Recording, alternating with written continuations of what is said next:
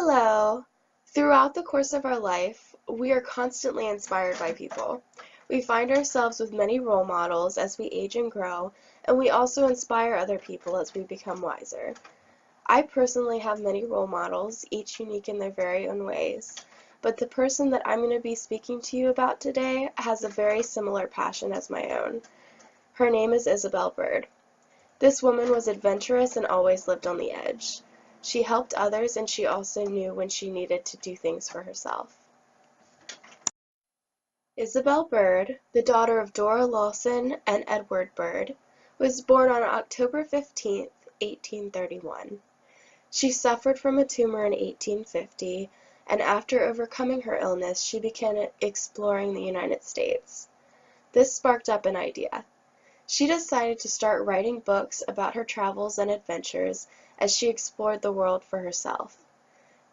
She was a very extraordinary person, just as I strive to be. In 1958, her father died, leading Isabel and her mother and her sister to move to Scotland.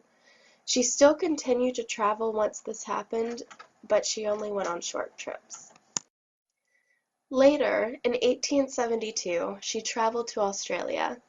She explored and continued writing in her travel journals, and soon after traveled to Hawaii to the Sandwich Islands, where she climbed an active volcano. She stayed in Hawaii for 6 months and learned how to ride horses astride. She discovered that this way of riding ended most of her back pain, which was often occurred by side saddle riding. Later on, she had another idea. Isabella wanted to save people's lives.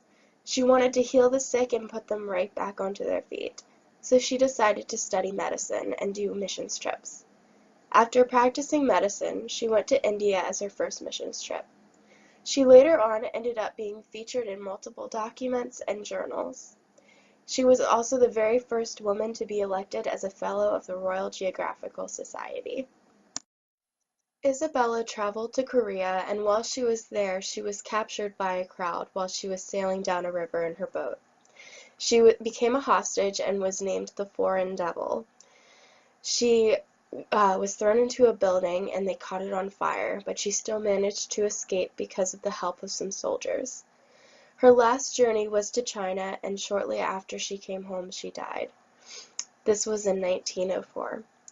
Isabella Bird was a wonderful individual. She was an explorer, a writer, a photographer, and a naturalist. She was spontaneous and courageous and always tried helping other people. She will always be missed and remembered because of her efforts to help people and her adventurous nature. For my search for information for this speech, I used Wikipedia and SpartacusEducational.com. Thank you.